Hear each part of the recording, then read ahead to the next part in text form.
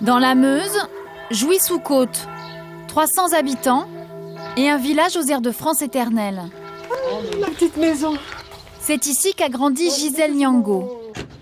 Retour dans la maison de ses parents adoptifs, avec sa meilleure amie de l'époque, Marie-Thérèse. Oh mon petit Mimi, Mimi, viens Mimi, Mimi viens.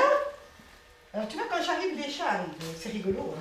Une enfance d'après-guerre, difficile. Surtout pour Gisèle qui était adoptée, une fille de l'assistance. À l'époque, on jase beaucoup sur son compte. Cette petite aux yeux bleus, pourquoi parlait-elle l'allemand quand elle est arrivée ? Sa mère était sûrement une fille de mauvaise vie. Elle aurait couché avec les... Gisèle était forcément stupide, incapable. Le frigo, c'est de maman. J'ai étonné beaucoup de monde parce que j'ai eu mon certificat d'études, puisque normalement, je devais être...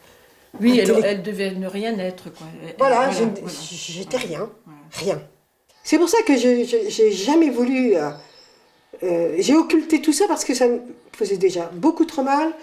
Et je me suis dit, en étant adolescente après, il faut que tu avances dans la vie, ne t'occupe pas de ça, avance. Aucune question pendant 60 ans. Mais à la mort de sa mère adoptive, Gisèle décide de traverser la rue pour interroger sa cousine Micheline. Elle avait 16 ans quand Gisèle a été adoptée. Micheline se souvient sûrement. Allez, on va voir ma cousine. Drin. Bonjour. Oh, mais t'es d'une beauté, laissez choix. La cousine n'a rien dit jusque-là, mais connaît une information capitale. Gisèle ne vient pas d'un orphelinat. Ses parents l'ont choisie parmi un groupe d'enfants qui venait d'arriver d'un train d'Allemagne. C'est pour ça qu'elle ne parlait pas un mot de français. Elle revient une fois. C'était une enfant qui était en bonne santé, forte, belle, souriante et tout. Peut-être un peu grognon quand même parce qu'il venait d'arriver. Voilà. Elle se fâchait, elle se roulait par terre. Elle était très coléreuse. Mais ce que maman savait. De quoi? Elle savait que je parlais allemand, mais elle savait d'où je venais. Oh, je ne pense pas. Ben, on venait d'Allemagne. Elle a eu juste les machins qui ont été donnés à l'hôpital, hein, c'est voilà, tout, hein, par l'hôpital. Hein. Moi, je ne pense pas qu'elle avait des tas de choses d'autres. Et puis, elle a voulu enfuir ça. Elle n'a jamais voulu qu'on en parle. Hein. Jamais. On n'a jamais su d'où est-ce que tu devenais, jusqu'au jour que tu t'es mis à chercher. Gisèle cherche, fouille et finit par trouver d'où elle vient en Allemagne. Une découverte bouleversante. On s'est aperçu moi j'étais tout le temps dans des pouponnières nazies. Donc vous étiez un enfant des pouponnières nazies? Des pouponnières nazies de ma naissance jusqu'à mon rapatriement en France.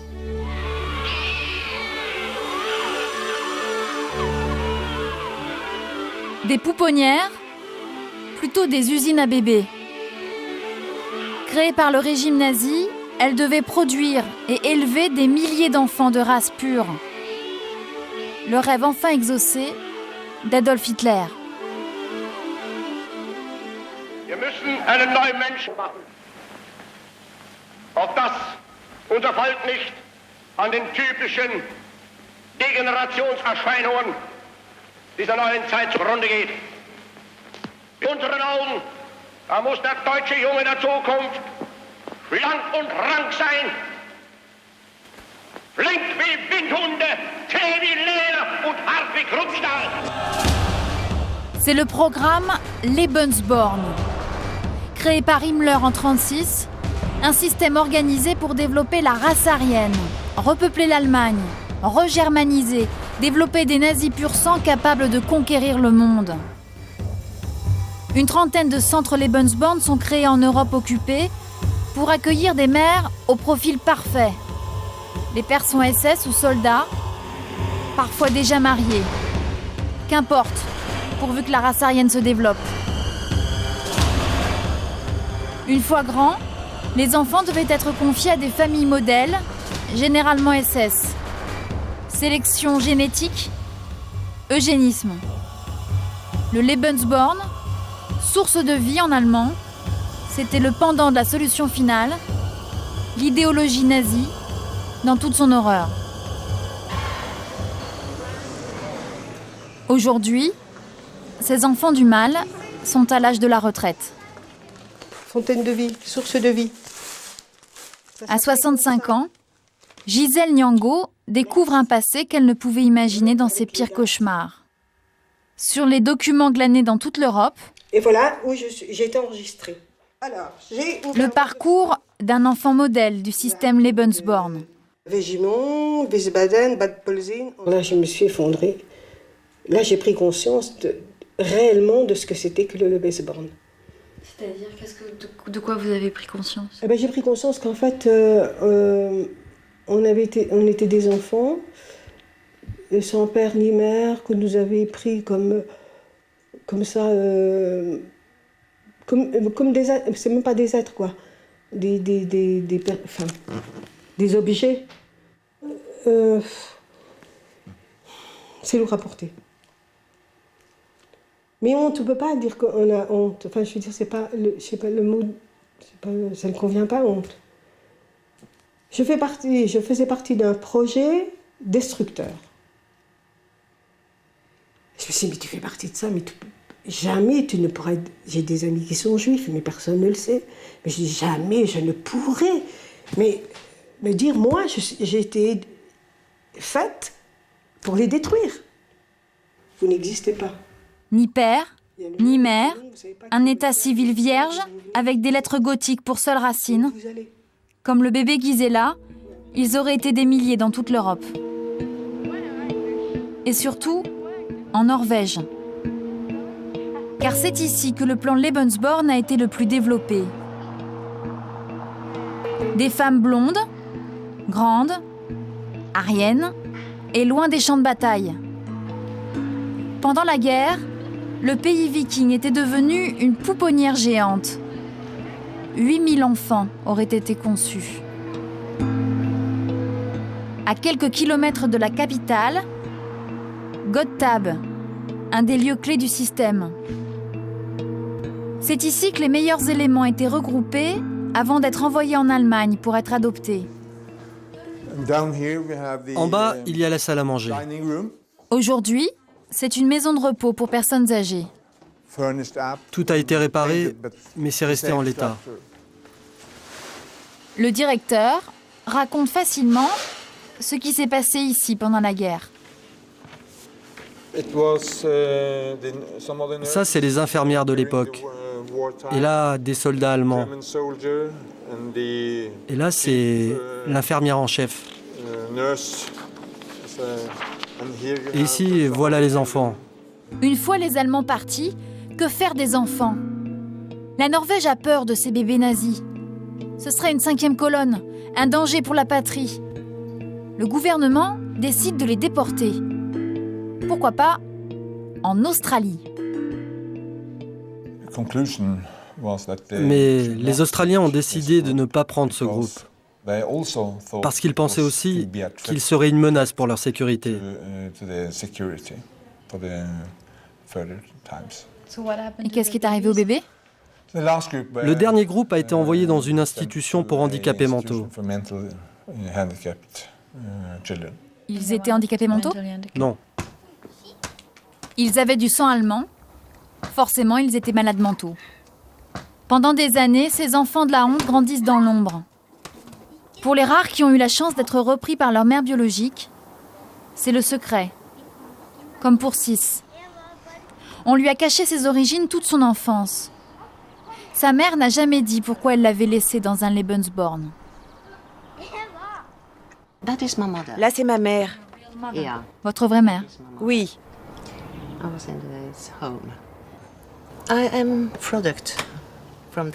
Je suis un produit de la honte. Les Allemands étaient haïs en Norvège. Bien sûr, personne ne devait dire que leur fille avait eu un enfant avec un Allemand. Donc ils ont essayé de cacher tout ça sous le tapis, comme on dit. Moi aussi, ils ont voulu me cacher dessous. Tout le monde disait « On n'en parle pas ». Il ne fallait pas parler de moi. Mais moi, je suis qui ? Je suis quoi ? Depuis les années 90, Elle milite avec d'autres victimes, comme Paul. Paul faisait partie des derniers enfants Lebensborn, ceux qu'on a envoyés à l'asile. Il n'est jamais allé à l'école. Oh, c'est sympa de ta part, elles sont magnifiques. Tu es adorable. J'essaye. Depuis des années, il ne survit que de petits boulots. La dernière fois qu'il a essayé de revoir sa famille biologique, son grand-père l'a poursuivi avec une hache. Nous avons été mélangés à des personnes malades, alors que nous n'étions pas malades. Moi, j'ai passé 5 ans de mon enfance dans un hôpital. Je devais partager ma chambre avec quelqu'un qui était plus que malade, un dingue. C'est difficile à comprendre. Comment comprendre ça ? Les Allemands se sont bien occupés de nous pendant la guerre. Ce sont les Norvégiens qui ont mal agi dans les orphelinats. Depuis 1945, on a été maltraités et c'est la faute des Norvégiens. La faute de ceux qui travaillaient dans ces institutions. Ce sont eux qui nous ont maltraités. Le secret, jusqu'au bout. Même pour ceux qui recherchent leur propre identité. J'ai pris aussi les photos de ma sœur. Après 2 années de recherche, Gisèle Niango a fini par trouver. Sa mère était en Belgique. Là, la voilà quand elle avait 20 ans. Elle s'appelait Ella. Quand Gisèle l'a retrouvée, elle était morte depuis quelques mois. Alors, la voilà là, et me voilà. Je trouve qu'on a la même pose, et on a la même allure. Pourquoi sa mère l'avait-elle mise dans un Lebensborn ? A-t-elle été désirée ou conçue par idéologie ? Gisèle ne le saura jamais. Je veux pas l'accabler, je l'accable pas. Je me pose des questions. Moi-même, je suis mère, toi, tu es mère. T'abandonnerais pas ton enfant. Enfin, même s'il y a une guerre, regarde en Birmanie, regarde ailleurs. Qu'est-ce qu'on fait les mères ? On essaye de... On fait n'importe quoi pour son enfant. Dans cette énigme, il manque encore le père. Gisèle continue les recherches. Il s'appelait Albert Stark. Il était autrichien. Aujourd'hui qu'elle connaît son histoire, il y a des choses que Gisèle comprend mieux. Pourquoi elle est devenue puéricultrice ? Et pourquoi petite, elle pleurait quand elle entendait parler allemand.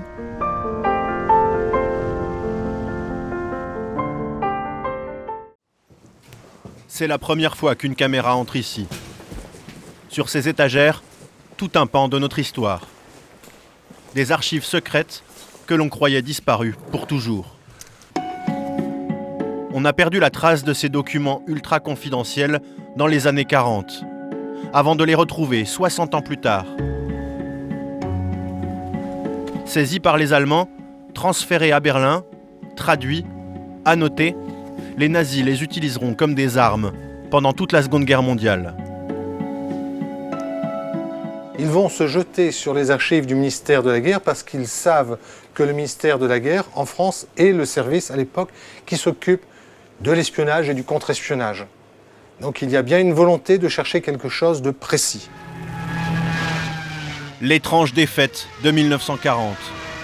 Dans la mémoire collective, ce sont ces avions hurlants qui bombardent des colonnes de fuyards.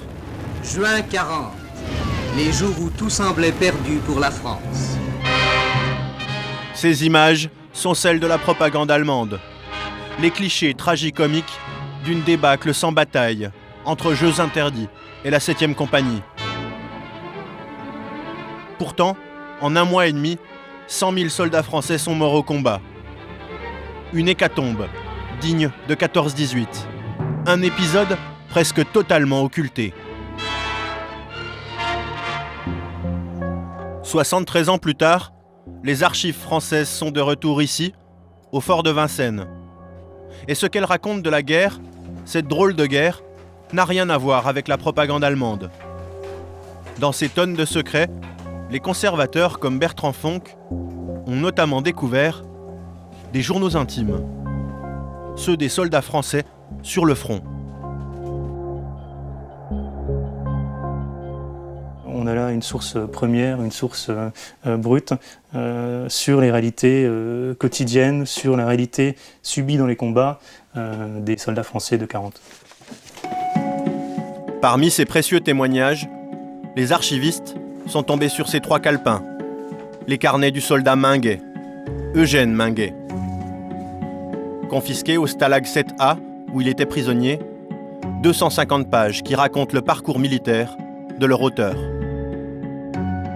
Je commence cet ouvrage le 4 décembre 1940, et il ne prendra fin sans doute qu'à la fin de ma captivité, que j'espère très courte, comme tout prisonnier ayant un bon moral, ce qui est mon cas. Comme 1 500 000 Français, Eugène restera prisonnier, mais bien plus longtemps qu'il ne le pensait.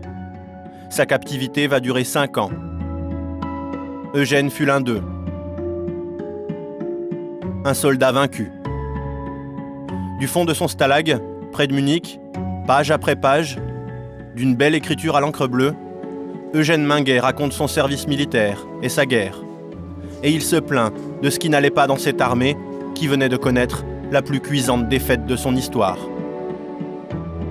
Notre armement est nettement insuffisant. Des critiques soulignées en rouge par le militaire allemand chargé d'enquêter sur le moral des Français.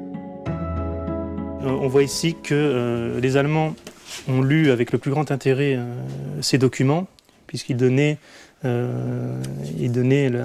la vision qu'avaient les soldats français, les officiers français des événements, et donc ils étaient lus comme des témoignages tout à fait intéressants, des témoignages de première main, des témoignages bruts, sur le moral des Français, leur vision de la guerre, leur vision des événements. Pour essayer de comprendre cette guerre oubliée, comme les Allemands, nous nous sommes plongés dans ces carnets. D'abord pour retrouver une trace de ce soldat si lucide. Dans les premières pages, Eugène Minguet évoquait sa vie civile, celle d'un jeune comptable, en Vendée. Après avoir téléphoné à tous les Minguets de la région, c'est finalement en Charente que nous l'avons retrouvé. Dans le petit cimetière de Berneuil. Eugène est mort il y a 17 ans et n'a jamais eu d'enfant. Dans le village, aucun habitant au nom de Minguet. Mais une nièce par alliance, Marilyn. T'as fini de manger? Et son père, Jean. Pourquoi il n'y a pas de journal aujourd'hui? Le cousin de notre soldat. C'est à lui que nous avons confié une copie des carnets. L'écriture lui est familière et ses petits cahiers correspondent bien aux souvenirs qu'il garde d'Eugène. Un miracle que ce soit revenu aux gourdes. Et vous savez, il n'a jamais perdu cette habitude. Durant sa retraite, il avait son cahier journalier et tous les faits de la journée étaient reportés dessus. Ça, il n'y a pas de problème, c'est bien du manier. Ces carnets, Eugène n'en avait parlé à personne. Quant à sa guerre, il n'en disait pas un mot. Apparemment, il n'a jamais eu de conversation sur ce qu'il a vécu durant cette période. Le passé, pour lui, c'était du passé. Le présent à l'avenir, ça, c'était sa grande préoccupation, plutôt, que le passé. Oui, je sais pas où il est, Eugène, là-dessus. Attends, je le repère. Sur une photo de famille, Oh, bah c'est pas jeune, ça, hein. on découvre enfin son visage. Un jeune homme qui n'a jamais connu son père, tué en 1915. Un orphelin de la Grande Guerre. Sa génération partira à son tour, résignée, bien consciente de la boucherie qui l'attend. Nous sommes le 1er septembre 1939. La guerre est déclarée. J'ai compris. Je frissonne. C'est la guerre inévitable. Je sors le cœur gros. À 2 heures, les cloches vibrent. Ce n'est pas un son joyeux. C'est le tocsin. Les femmes pleurent, les hommes se raidissent, et les enfants inconscients continuent leur jeu. La mobilisation générale est décrétée. Dès le 2, on voit les plus jeunes partir. Ils partent avec calme et nulle part on ne sent l'enthousiasme qu'ont ressenti nos anciens en 14. Personne ne veut se battre, puisque nous ne sommes pas attaqués. À son tour, Eugène va partir. En Alsace, sur la ligne Maginot, des mois durant, de sa casemate, il va observer l'ennemi, de l'autre côté du Rhin. C'est la drôle de guerre. Mais les jours passent, et rien ne se passe. Sur notre front, tout est toujours calme. 10 mai 1940, comme un éclair, l'offensive allemande emporte tout sur son passage. L'armée française est complètement débordée, la ligne Maginot encerclée. Sur les bords du Rhin, Eugène et ses camarades sont coupés du monde. Les seules informations, c'est l'ennemi qui les donne.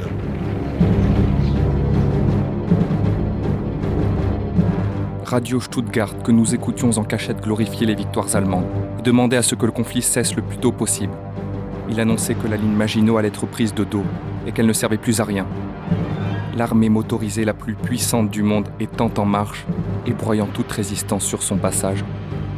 C'était malheureusement vrai. Une déroute sans précédent, une capitulation honteuse et l'armistice, signé le 22 juin. Cette histoire-là est bien connue. Mais dans les carnets retrouvés à Vincennes, c'est une toute autre version qu'Eugène nous livre. Celle des combats désespérés de la dernière heure, pour l'honneur. À cette date, on peut lire ceci, samedi 22 juin, ta-ta-ta-ta, je me réveille en sursaut, la mitrailleuse crépite, la bagarre se déclenche. Allons-y de bon cœur, Dieu fera de nous ce qu'il voudra, et vive la France. Au même moment, ce samedi 22 juin 1940, à Retonde, les généraux français viennent s'incliner devant Adolf Hitler, en personne. Pendant que la France capitule presque sans condition, Eugène Minguet, lui, reçoit son baptême du feu en Alsace. Nous repoussons quand même assaut sur assaut. Couchés au sol, nous défendons tous les angles. Le capitaine, revolver au poing, ne tient plus en place. Il est déjà 7 heures. Nos munitions s'épuisent. Désormais, nous ne tiendrons plus longtemps sans doute.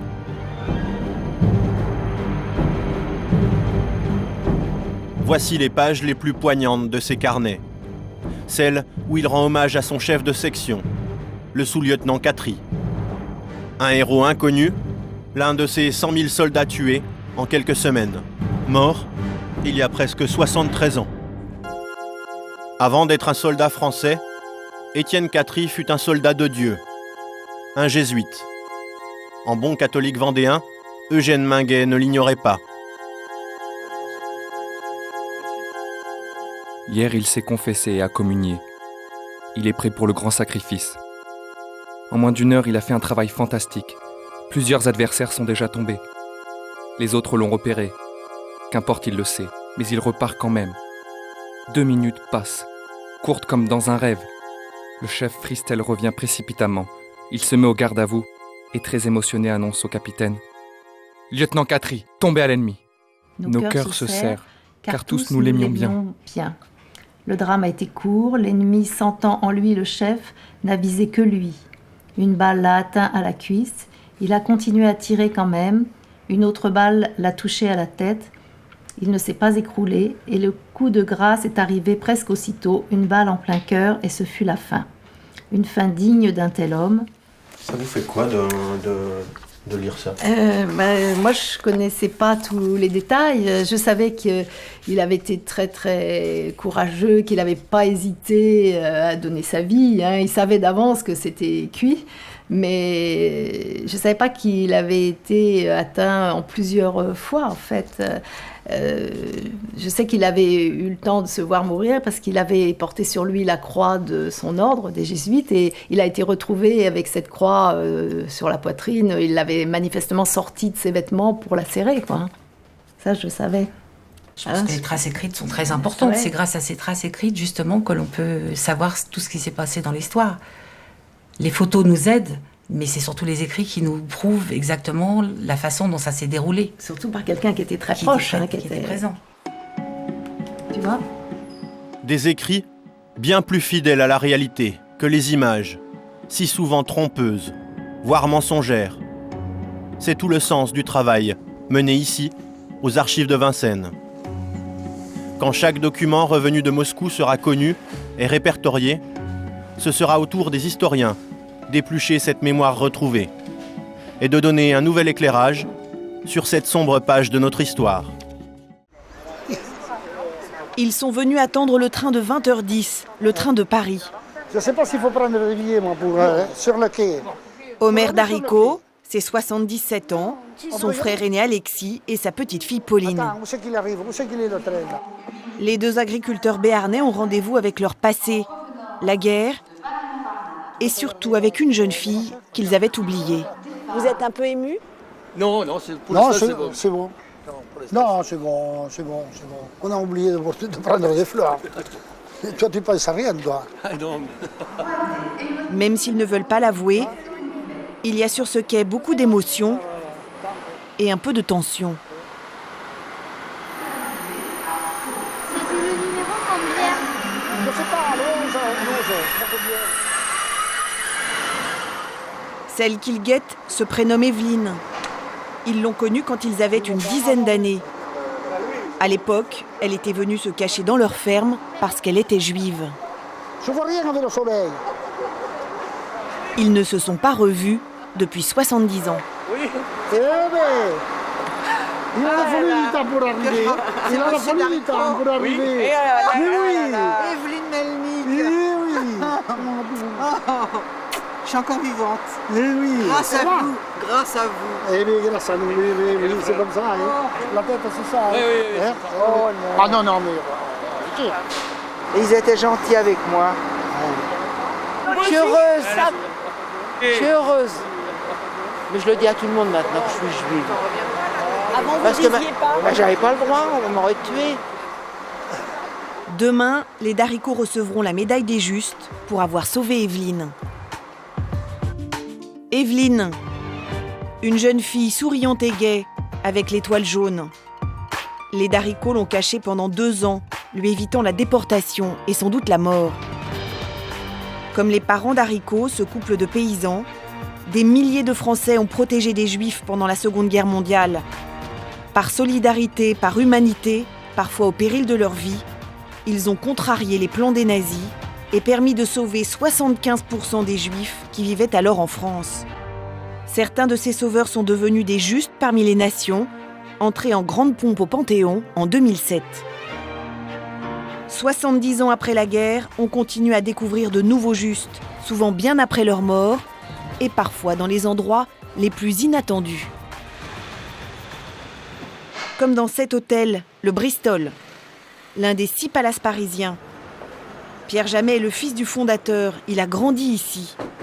Il est venu ce matin pour nous raconter l'histoire d'un pensionnaire fantôme qui a habité l'hôtel pendant la guerre. C'est votre deuxième maison? Toujours. Première maison, en fait. Première maison. Et ma première chambre, 101. C'est-à-dire? Celle-là. C'est là où... Mon premier berceau. Vous êtes né dans cet hôtel? Je suis né ici. Au début de la guerre, Pierre Jamet a 15 ans. Rien de ce qui se passe dans l'hôtel ne lui échappe. Tout va bien? Tout se passe bien? 88 ans. Bravo. Le pensionnaire fantôme s'appelait Lerman, mais tout le monde disait Lermont. Il était juif et architecte.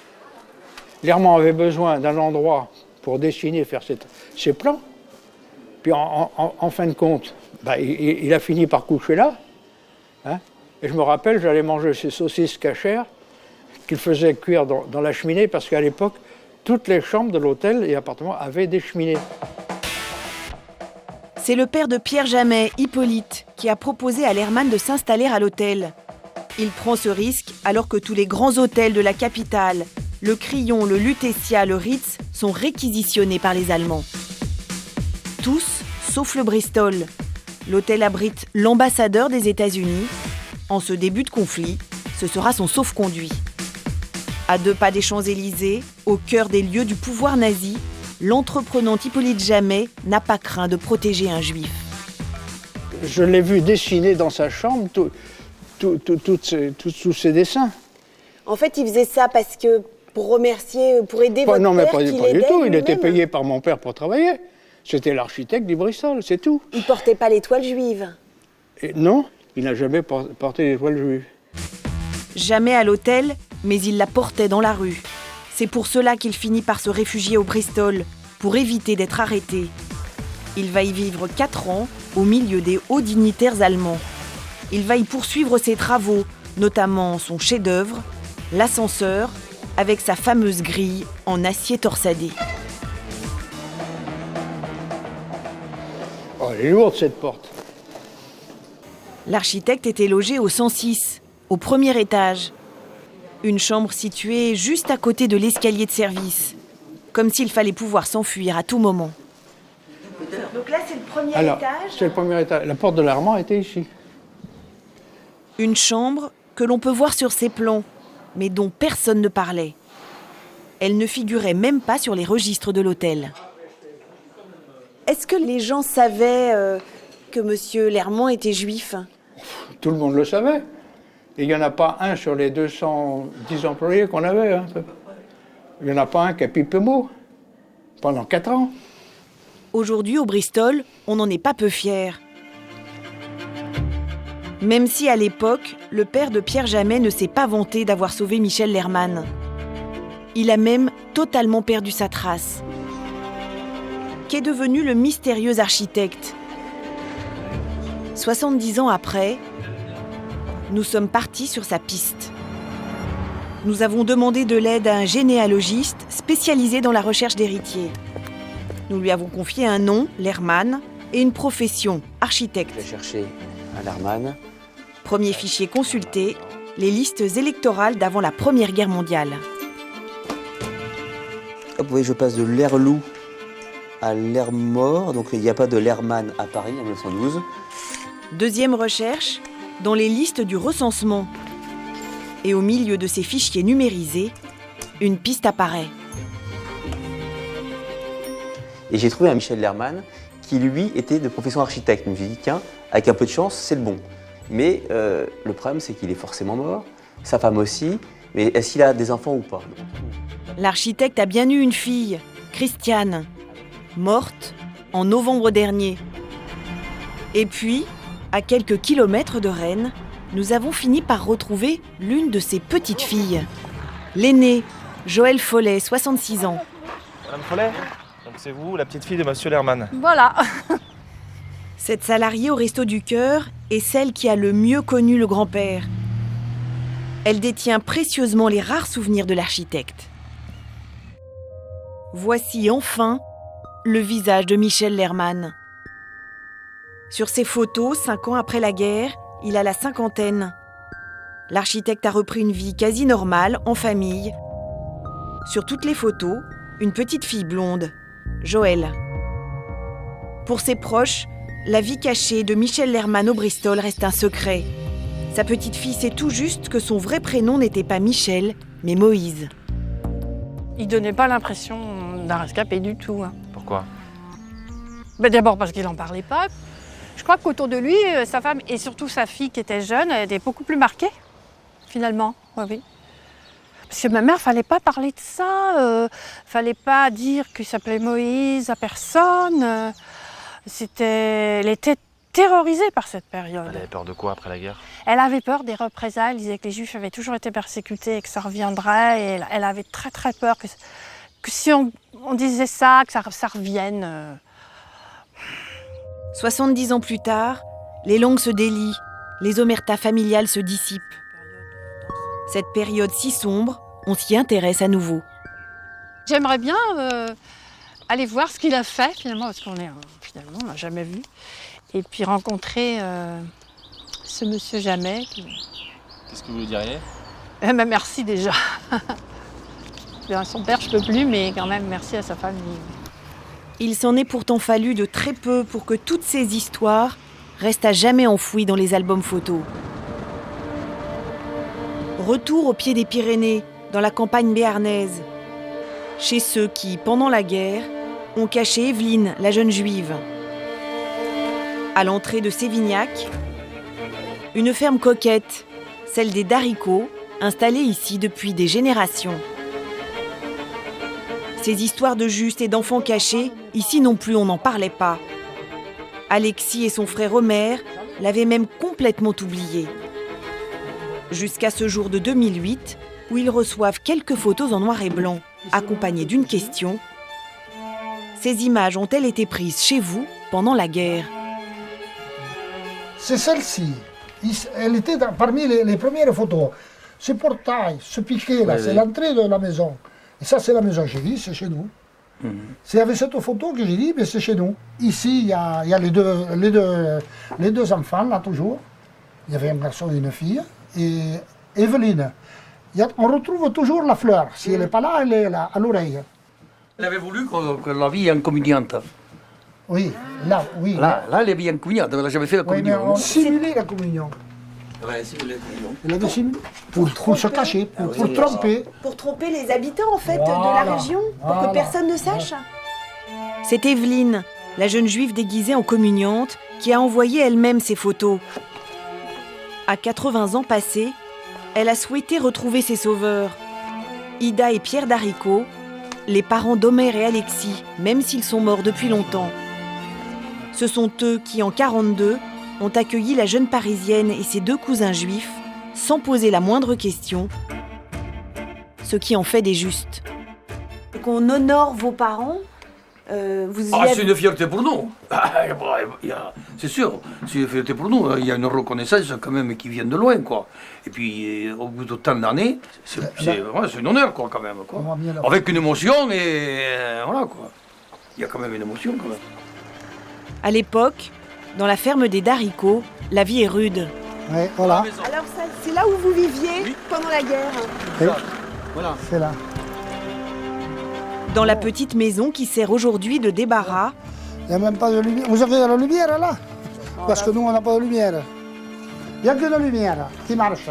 Pas d'électricité, pas de chauffage. Et 9 personnes qui s'entassent.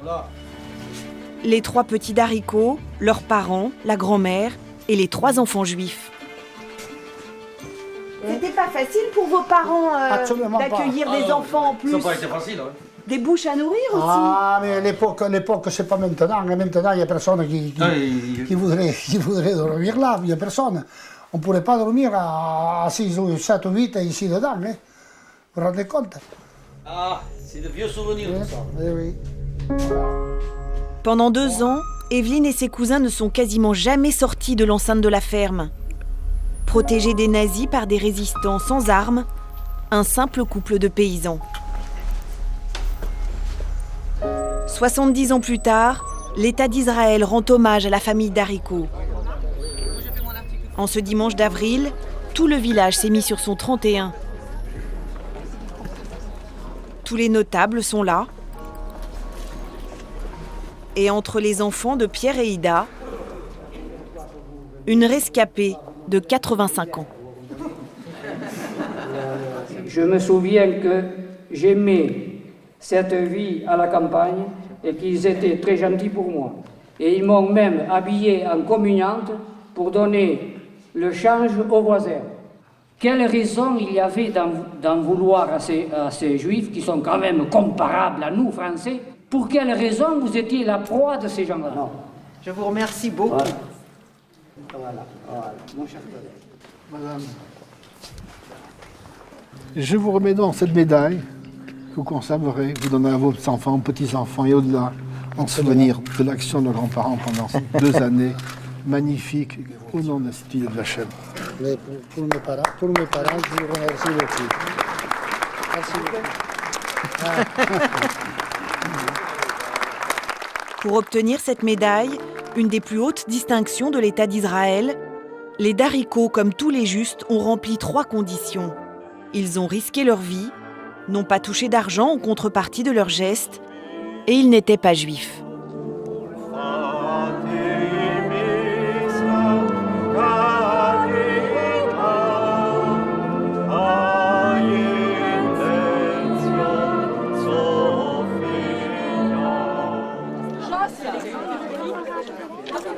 Vous avez failli pleurer. Oui, peut-être. Eh oui. Mais voilà. Voilà, une belle histoire. La cérémonie s'achèvera au cimetière, sur la tombe de Ida et Pierre Darricot, car ce sont bien eux que l'on honore ce jour-là. Bientôt, tous les témoins de cette période auront disparu.